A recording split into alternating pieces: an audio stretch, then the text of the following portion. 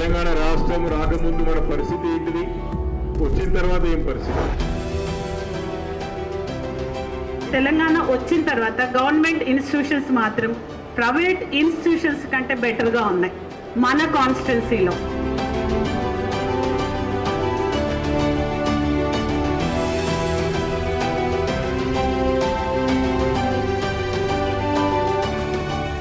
Facilities అయినా, నీట్నెస్లో అయినా, క్వాలిటీలో అయినా కానీ ప్రైవేట్కి భిన్నంగా కాకుండా కరెక్ట్గా దానికంటే ఎక్కువనే ఉన్నాయి. ఎగ్జాంపుల్ చెప్తా, దుందిగల్ గవర్నమెంట్ హాస్పిటల్కి ఒకసారి వచ్చి చూడండి, కనీసం ఒక స్మెల్ కూడా ఉండదు. ఈ చుట్టుపక్కల ఉన్న పెద్ద పెద్ద హాస్పిటల్స్ కూడా అంత నీట్గా ఉండవు. స్టార్టింగ్ పాయింట్ మాత్రం మన వివేక్ గారే చేశారు. సో ఇది రియల్గా సార్కి మన తరపు నుంచి చాలా గ్రేట్ఫుల్గా ఉన్నాం. Thank you very much sir. Once again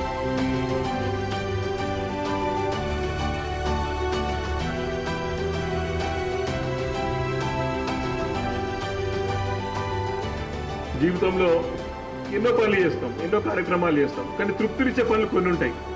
ఈరోజు ఎంతోమంది ఎన్నో రంగాల్లో సేవలు చేస్తూ ఉంటారు. అన్ని ప్రొఫెషన్స్ తృప్తినియలేవు. మీరు చేసే సేవ ఎంత మంచి సేవ అంటే ఆ భగవంతుడి రూపంలో మీరు కనపడతారు. ఆ ఒక పుణ్యం మీ పిల్లలకు ఉంటుంది. భవిష్యత్తులో మీ పిల్లలు ఉన్నత శిఖరాలు చేరుకుంటారు. వారి ప్రజాసేవలో సమాజంలో మంచి పేరు తెచ్చుకుంటారు. అది తృప్తినిచ్చే పని.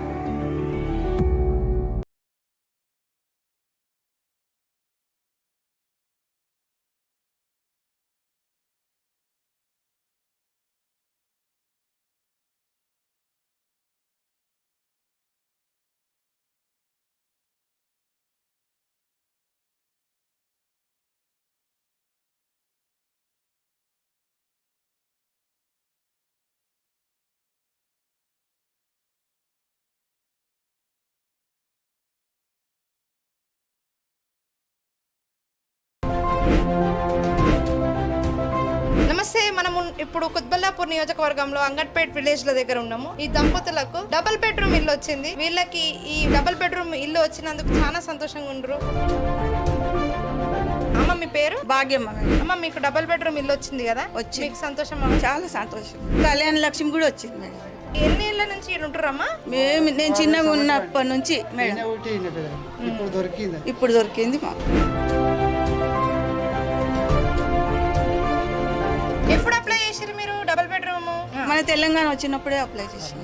ఎవరికి కూడా ఎటువంటి పైసలు ఇవ్వడం గానీ ఏం లేదు మేడం. కళ్యాణ లక్ష్మి కూడా మీకు వచ్చినప్పుడు మీరు దానికి ఎట్లా వెళ్ళారు? ఎవరో ఒక బాబు మాట్లాడి పెట్టిపించింది. మాకు కూడా అది కూడా ఏం తెలియదు. ఇప్పుడు మీరు ఉంటున్న రెంట్ ఇల్లు ఎంత కిరాయి ఇస్తారమ్మా? 4,000 ఇస్తున్నాం. ఇంతకు ముందు ఏడుండే వాళ్ళు మీరు? కుమ్మరోళ్ళ జాగాలో గుడి చేసి. ఇప్పుడైతే మాకు ఇల్లు వచ్చి అదే సంతోషం. కేసీఆర్ వల్ల, వివేకానంద వల్ల వచ్చింది. ఇన్ని రోజులు ఎంతో మంది ఉన్నారు కానీ ఏం రాలేదు మాకు. వివేకానంద ఎప్పుడైనా గెలిపిస్తున్నట్టు ఇప్పుడు కాదు, ఇల్లు ఇచ్చినా ఇవ్వకుండా గెలిపిస్తుంది. మాకు అందుబాటులో ఉంటాడు. దూరం మంచిగా ఇస్తాడు. ఇంతకుముందు పార్టీలు ఉండే, కాంగ్రెస్ పార్టీ అధికారంలో ఉండే, గత పార్టీ అధికారంలో ఉండే, ఎవరైతే వారికి అనుకూలంగా ఉన్నారో ఆ పార్టీ కార్యకర్తలకు ఇచ్చుకున్నారో పేదవారికి ఎప్పుడు ఇవ్వలే మన ప్రభుత్వం. పేదవారు ఎవరైనా సరే, ఏ పార్టీ వారైనా సరే, ఏ కులం వారైనా సరే, ఏ మతం వారైనా సరే వారికి కేసీఆర్ గారు నీళ్ళు ఇచ్చిండు, అవి తాగుతున్నాం. ఇంతకుముందు నీళ్ళు లేకుండా ఊళ్ళో పుల్లీలు చేసుకొచ్చుకొని తాగేవాళ్ళం. అట్లా బాగుంది, సంతోషంగా ఉంది. ఈసారి మీ నియోజకవర్గంలో ఎవరు గెలుస్తారని మీరు అనుకుంటున్నామా? మేమైతే కారుకే ఇస్తున్నాం. జై వివేకానంద, జై తెలంగాణ.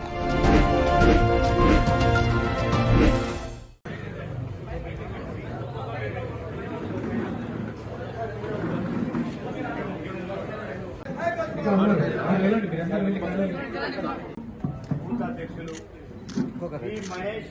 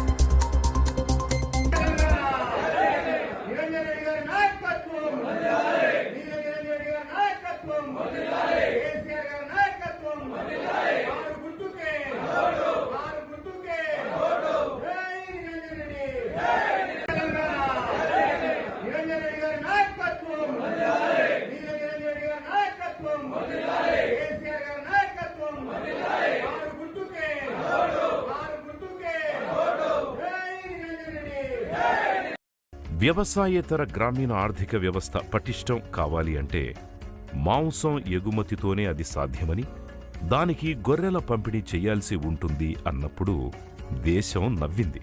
కానీ ఆ గొర్రెల పెంపకమే గ్రామీణ ఆర్థిక వ్యవస్థకు కేంద్రంగా మారింది. కుత్బుల్లాపూర్ మండల్ నుంచి కూడా మొదటి స్థాయిలో ఫస్ట్ విడత నుంచి మాకు సుమారు 100 నుంచి 150 డీడీలు కట్టడం జరిగింది. మొదటి విడతల్లోనే మాకు గొర్రెలు ఇవ్వడం జరిగింది. అదేవిధంగా ముందుగా మరి ప్రతి ఒక్కరు కూడా తీసుకురు. ఇంట్లో ఒక్కరు కాదు, ఉన్న ఎంతమంది ఉంటే అంతమందికి ఇవ్వాలన్న ఉద్దేశంతో మరి ఖచ్చితంగా అందరికీ ఇవ్వడం జరిగింది. ఇచ్చినందుకు పేరు మనకు ధన్యవాదాలు చెప్తున్నా సార్ గారికి.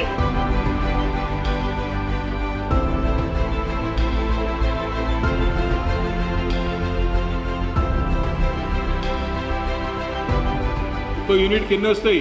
20 గొర్రెలు, 1 పొట్టేలు. మరి అది తీసుకున్న వాళ్ళు కూడా 20 తీసుకున్న వాళ్ళకి 70 అయినాయి, 70 తీసుకున్న వాళ్ళకి 100 కూడా అయినాయి. యూనిట్కి ఎన్ని పైసలు అవుతాయి? ఒక యూనిట్కి వచ్చేసి అప్పుడు వచ్చేసి 32,500 కట్టడం, ఇప్పుడు వచ్చేసి 42,000 చిల్లర కట్టడం జరుగుతుంది. అంటే ఇప్పుడు పెరిగింది కాబట్టి ఒక 10,000 రూపాయలు ఎక్స్ట్రా కడుతున్నాం. ఎంత పడుతుంది బయట యూనిట్ వచ్చేసి మేము 5 తీసుకురావాలంటే 1,50,000 నుంచి 2 లక్షల లోపు ఉంటుంది. 1,00,000 రూపాయల నుంచి 1,10,000 రూపాయలు మాకు లాభం ఉంది. మా దగ్గర 60 మంది తీసుకురు కాబట్టి 60 మందిలో కూడా డబల్ అయిపోయింది. చాలా సంతోషంగా ఉన్నాం. అంత కోటీశ్వర్లు అయినా మరి ఇప్పుడు 100% కోటేశ్వర్లం అయితే ఇంకా కూడా కావాలా. గట్టిగా చెప్పండి. మీరు సహకరిస్తే మేము ముందుకు వెళ్తామని కూడా సందర్భం చెప్తాం. సొసైటీ ద్వారా ప్రభుత్వం నుంచి ఒక యూనిట్కి మరి 32 రూపాయలు 42,000 కడితే 1,40,000 1,50,000 ప్రభుత్వం నుంచి మాకు సబ్సిడీ వస్తూ ఉంది. మరి ఆ తీసుకొచ్చిన గొర్రెలు మరి రెండింతలు మూడింతలు అయి ఈరోజు ఆల్మోస్ట్ అందరం కూడా లక్షాధికారులం కోటీశ్వరులం అయిపోయినాం. చక్కగా సంతోషంగా ఉన్నామని చెప్పి వారి ఒక మోడల్ ద్వారా ఒక స్పీచ్ ద్వారా స్పష్టం అర్థమవుతోంది. ఈ రకంగా మన ముఖ్యమంత్రి కేసీఆర్ గారు ఏ వృత్తుల వారు ఏ రకంగా లాభపడతారు, వారికి ఏ రకంగా సహాయం చేస్తే వారు ఇంకా అభివృద్ధి చెందుతారని చెప్పి ఆలోచన చేసి ఈ చేసినటువంటి కార్యక్రమాలన్నీ కూడా మంచి ఫలితాలు ఇస్తామని చెప్పడానికి మహేష్ గారి స్టోరీ ఒక నిదర్శనం. మరొకసారి గట్టిగా చెప్పండి కూడా మనందరం కూడా.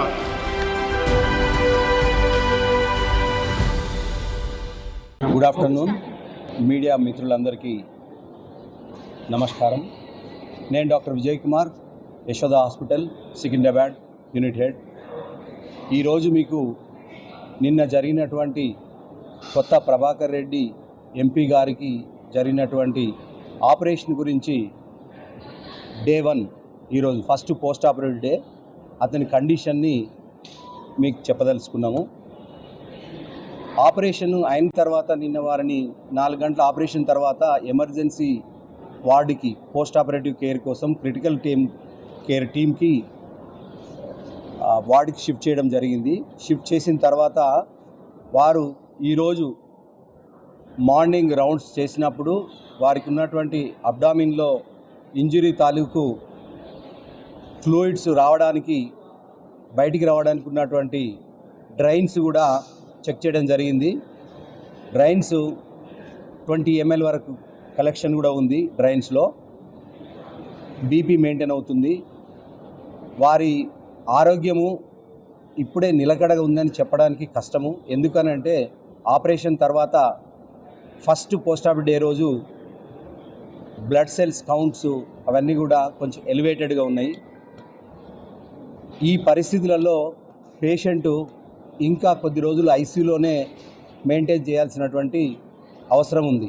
ఆంకాలజిస్ట్ నిన్న ఆల్రెడీ మీడియా మిత్రులందరికీ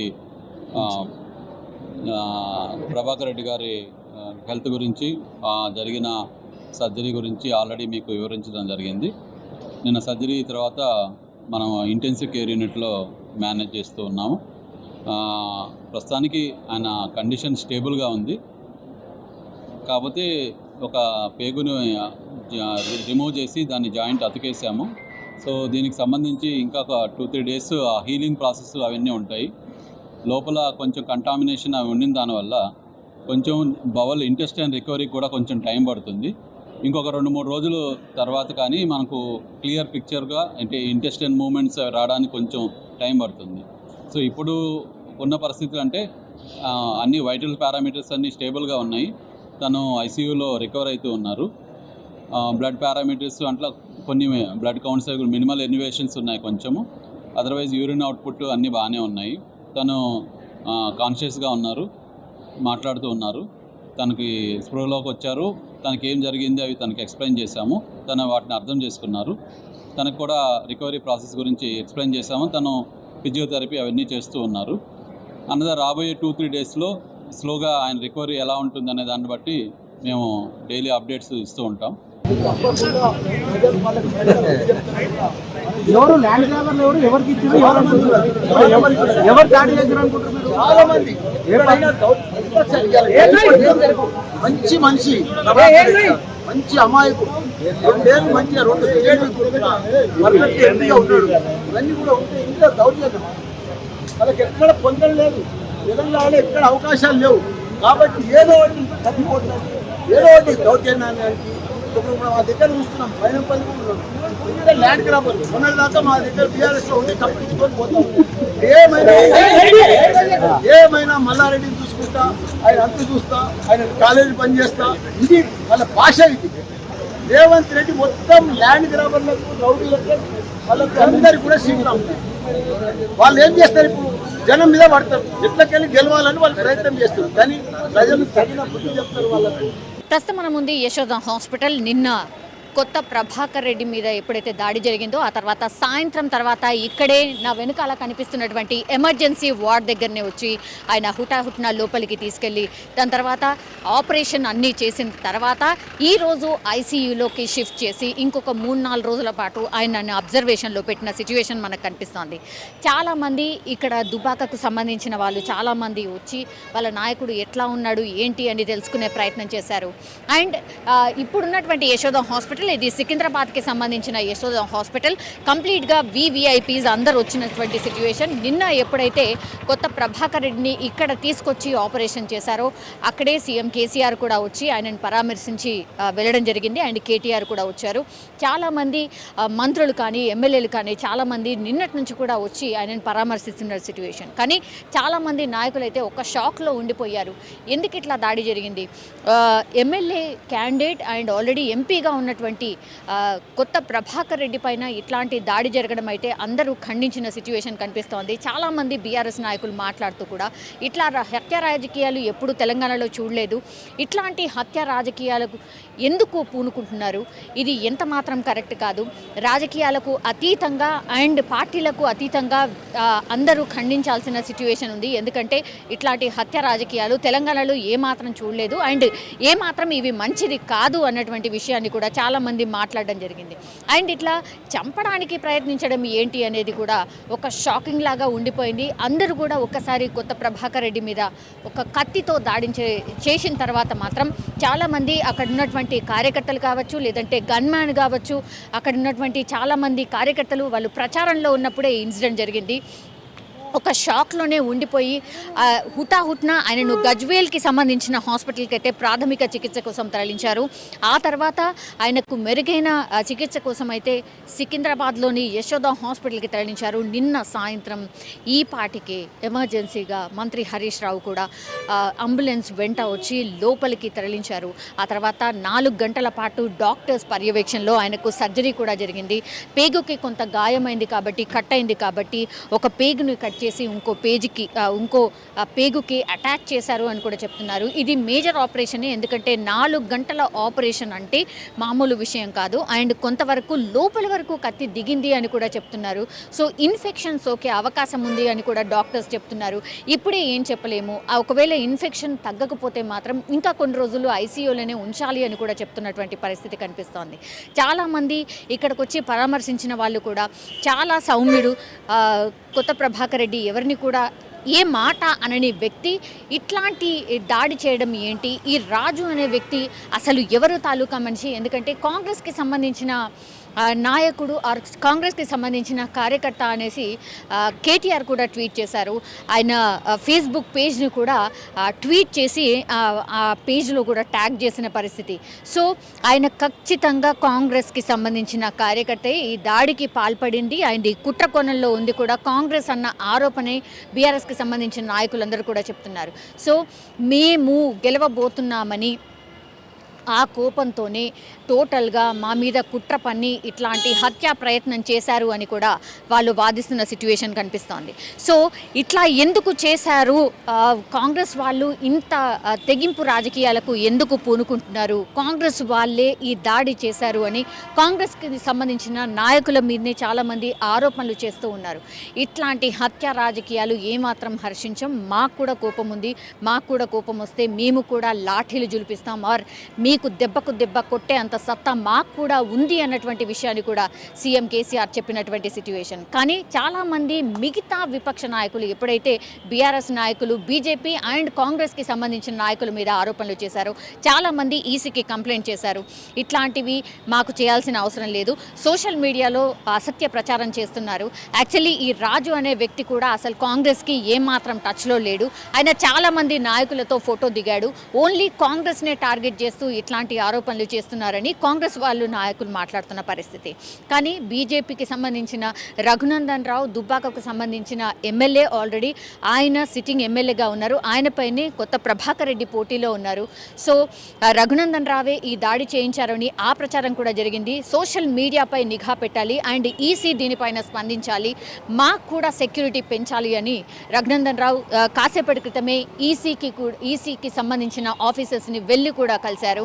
ఎందుకంటే ఒక్కసారి దాడి చేసిన తర్వాత బీఆర్ఎస్కి సంబంధించిన నాయకులందరికీ 2+2 ఉన్నటువంటి సెక్యూరిటీని 4+4గా మార్చింది సర్కార్. సో అట్లాంటి ఆదేశాలు కూడా జారీ చేసింది కాబట్టి ఇప్పుడు 2+2 కాదు 4+4 సెక్యూరిటీ ఉండబోతోంది బీఆర్ఎస్కి సంబంధించిన ఎమ్మెల్యేలు అండ్ ఎంపీలు. ఎందుకంటే ఆల్రెడీ ఎలక్షన్ క్యాంపెయినింగ్ స్టార్ట్ అయిపోయింది, అందరూ ప్రజల్లో ఉంటున్నారు కాబట్టి వాళ్ళకి సెక్యూరిటీ అవసరం. ఇట్లాంటి దాడులు పునరావృతం కాకుండా ఉండడానికి ఎమ్మెల్యేలను అండ్ ఎంపీలని ప్రొటెక్షన్ చేసుకోవాల్సిన అవసరం ఉంది. సో ఈ మున్ముందు ఇంకా ఎట్లాంటి దాడులు జరుగుతాయో అని వాళ్ళు కూడా కొంతవరకు ప్రజల్లో ఉంటాం కానీ ఇట్లాంటి దాడులను ఏమాత్రం హర్షించమని వాళ్ళు కూడా చెప్తున్నటువంటి సిచ్యువేషన్ కనిపిస్తోంది. సో యశోద హాస్పిటల్ అయితే నిన్న పూర్తిగా కూడా అందరూ విఐబీస్ కావచ్చు, లేదంటే దుబ్బాకకు సంబంధించిన కాన్స్టిట్యున్సీ వాళ్ళందరూ కూడా వచ్చి వాళ్ళ నాయకుడు ఎట్లా ఉన్నాడు ఏంటి అని తెలుసుకునే ప్రయత్నం చేశారు. ఇప్పుడైతే ఎవరు కనిపించట్లేదు, మనకు చూడొచ్చు జస్ట్ కొంతమంది పోలీస్కి సంబంధించిన వాళ్ళు సెక్యూరిటీగా కనిపిస్తున్నారు. దెన్ మీడియా టోటల్లీ ఈ ఇన్సిడెంట్ని కవర్ చేయడానికి అండ్ వివిఐపీస్ ఎవరైతే వస్తున్నారో వాళ్ళందరూ మాట్లాడి వెళ్తున్నారు. ఈ ఘటనకు సంబంధించి చాలామంది స్పందిస్తున్నారు కాబట్టి మీడియా అండ్ పోలీస్కి సంబంధించిన సెక్యూరిటీ వాళ్ళు కూడా ఇక్కడ ఏర్పాటు చేసిన సిచ్యువేషన్. ఎందుకంటే యశోద హాస్పిటల్ చాలా బిజీగా ఉంటుంది. అట్లాంటి హాస్పిటల్లో కొత్త ప్రభాకర్ రెడ్డి ఆయన ఆల్రెడీ దుబ్బాకకు సంబంధించిన ఎమ్మెల్యేగా కంటెస్ట్ చేయబోతున్నారు అండ్ ఆల్రెడీ సిట్టింగ్ ఎంపీగా ఉన్నారు కాబట్టి ఆయనకు సంబంధించిన సెక్యూరిటీని కూడా పూర్తిగా పర్యవేక్షిస్తున్న సిచ్యువేషన్ కనిపిస్తోంది. కానీ చాలామంది నాయకులు, మంత్రి హరీష్ రావు మాట్లాడుతూ కొన్ని ఘాటైన విమర్శలు చేశారు. కోడి కత్తి దాడి అని విమర్శిస్తున్నారు కొంతమంది సీనియర్ నాయకులు. ఇట్లాంటి ఇన్సిడెంట్ జరిగితే ఖండించాల్సింది పోయి ఇట్లాంటి హత్య రాజకీయాలను ప్రోత్సహించేలాగా మాట్లాడడం ఏమాత్రం సమంజసం కాదు. రాజకీయాల్లో హుందాతనం ఉండాలి. ఇవన్నీ కూడా మర్చిపోయి కొత్త ప్రభాకర్ రెడ్డి దాడిని కావాలనే గెలవడానికి, సింపతి గెయిన్ చేయడానికి ఇవన్నీ చేస్తున్నారని సోషల్ మీడియాలో ఏదైతే ప్రచారం జరుగుతుందో ఇది ఏమాత్రం మంచిది కాదు. ఎందుకంటే రాజకీయాలు ఎప్పుడైనా చేయొచ్చు, కానీ ఒక మనిషి ప్రాణం పోతుంటే కూడా, ప్రాణం మీదకి వస్తుంటే కూడా ఇట్లాంటి ఆరోపణలు చేయడం ఏమాత్రం మంచిది కాదు అన్నటువంటి విషయాన్ని కూడా హరీష్ రావు చెప్పినటువంటి సిచ్యువేషన్ కనిపిస్తోంది. సో ప్రస్తుతం అయితే కొత్త Prabhakar Reddy family members and కొత్త ప్రభాకర్ రెడ్డికి అయితే లోపల ఐసీయూలో ట్రీట్మెంట్ అయితే కొనసాగుతోంది. డాక్టర్స్ పర్యవేక్షణ పూర్తిగా critical care unit and surgery చేశారు కాబట్టి సర్జరీకి సంబంధించిన డాక్టర్స్ కూడా పర్యవేక్షణలో పూర్తిగా ప్రభాకర్ రెడ్డి ఆరోగ్యంపై అయితే ఎప్పటికప్పుడు ఆ టీం పర్యవేక్షిస్తోంది, అప్డేట్ ఇస్తోంది అండ్ హెల్త్ బులెటిన్ కూడా రిలీజ్ చేస్తోంది. సో చూడాలి, ఇంకో 4-5 రోజులైతే ఖచ్చితంగా పడుతోంది అండ్ ఆ వూండ్ ఏదైతే ఉందో అది హీల్ కావడానికి ఇంకొంత టైం అయితే డెఫినెట్లీ పడుతుంది అనేసి అయితే డాక్టర్స్ చెప్తున్న పరిస్థితి. కానీ ఇప్పుడే ఏం చెప్పలేం, అంటే ప్రాణాపాయం నుంచి పూర్తిగా తప్పుకున్నారా, పూర్తిగా ప్రాణాపాయం నుంచి బయటపడ్డారా అని కూడా మేము ఇప్పుడే చెప్పలేము. ఇంకో 3-4 రోజులు పడుతుంది. సో దాని తర్వాతనే ఒక క్లారిటీ వచ్చే అవకాశం కనిపిస్తోంది. ఒకవేళ ఇన్ఫెక్షన్ సోకితే మాత్రం ఏమైనా జరగచ్చు, మళ్ళీ ఆపరేషన్ చేయాల్సిన సిచ్యువేషన్ వస్తుందా లేకపోతే ఏం జరుగుతుంది అనేది కూడా తెలీదు అంటూ కూడా చాలామంది డాక్టర్స్ మాట్లాడిన పరిస్థితి. సో ఇప్పటికైతే ఆయన కండిషన్ కొంత స్టేబుల్గా ఉన్నా స్టిల్ ఆయన కొంత కేర్ఫుల్గా ఉండాల్సిన అవసరం ఉంది. అండ్ ఐసీయూ నుంచి ఒక 4-5 రోజుల తర్వాతనే బయటకు వచ్చే ఛాన్సెస్ కనిపిస్తున్నాయి అనేసి కూడా డాక్టర్స్ చెప్తున్న పరిస్థితి మనకు కనిపిస్తుంది. సో యశోద దగ్గర, సికింద్రాబాద్ యశోద హాస్పిటల్ దగ్గర ప్రస్తుతం ఉన్నటువంటి సిచ్యువేషన్ ఇదే. సో నిన్న అండ్ ఈరోజు పూర్తిగా విఐపీస్కి సంబంధించిన వాళ్ళు వచ్చి కొత్త ప్రభాకర్ రెడ్డిని పరామర్శించి వెళ్ళారు. అండ్ ఆయన కొంత మాట్లాడే ప్రయత్నం చేసినప్పుడు కూడా కొంచెం తల ఊపుతున్నారు, కానీ అంత మాట్లాడడానికి కూడా రావట్లేదు. ఆ పెయిన్ ఉంది అనేసి కూడా చూసినటువంటి వాళ్ళు చెప్తున్న పరిస్థితి అయితే కనిపిస్తోంది.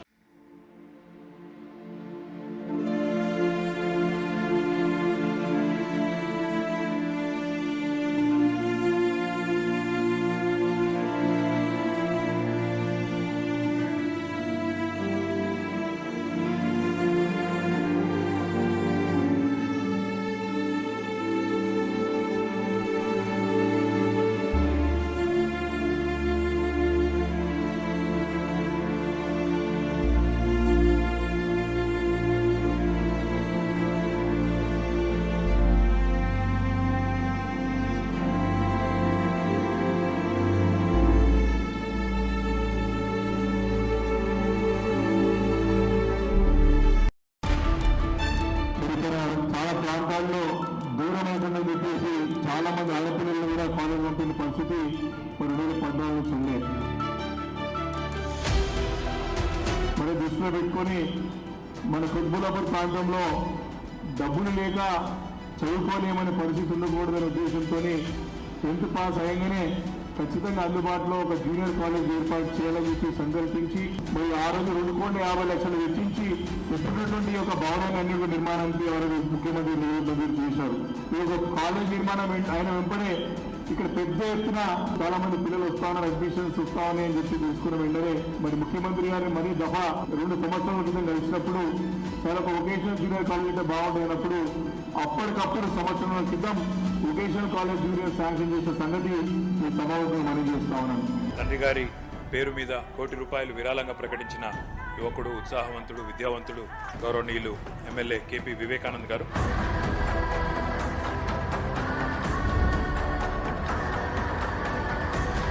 ఎప్పుడైతే వొకేషనల్ కాలేజ్ శాంక్షన్ చేసిందో డిగ్రీ కాలేజ్ కూడా అదే రోజు మంజూరు చేసిన సంగతిని గుర్తు చేస్తా ఉన్నా. అక్కడికి కాకుండా మెడికల్ కాలేజీలను మంజూరు చేసిన సంగతి సందర్భంగా మరొక చేస్తా ఉన్నాను. అదేవిధంగా సోషల్ వెల్ఫేర్ డిగ్రీ కాలేజ్ కూడా బాక్స్పల్లిలో సుమారు ₹40 కోట్లతో నిర్మాణం చేసుకుంటా ఉన్నాం. భవిష్యత్తులో కూడా ఎవరు కూడా ఫీజులు కట్టలేదు, మా తల్లిదండ్రులు చదువుకోలేని పరిస్థితులను ఎవరు కూడా అనకూడదు. కుత్బుల్లాపూర్ ప్రాంతంలో ప్రతి ఒక్కరికి ప్రభుత్వ పాఠశాలలు ఉన్నాయి, ప్రభుత్వ కాలేజీలు ఉన్నాయి అని చెప్పి ధైర్యంగా చదువుకునే విధంగా మరి కుత్బుల్లాపూర్ ప్రాంతాల్లో అనేక విద్యా సంస్థలను తప్పకుండా ప్రభుత్వం తరఫున ఏర్పాటు చేస్తా ఉన్నాం. భవిష్యత్తు గురించి అవసరం ఏర్పాటు చేసే రెస్పాన్సిబిలిటీ బాధ్యత తప్పకుండా తీసుకుంటామని చెప్పేసి కూడా మనస్ఫూర్తిని మనవి చేస్తా ఉన్నాను.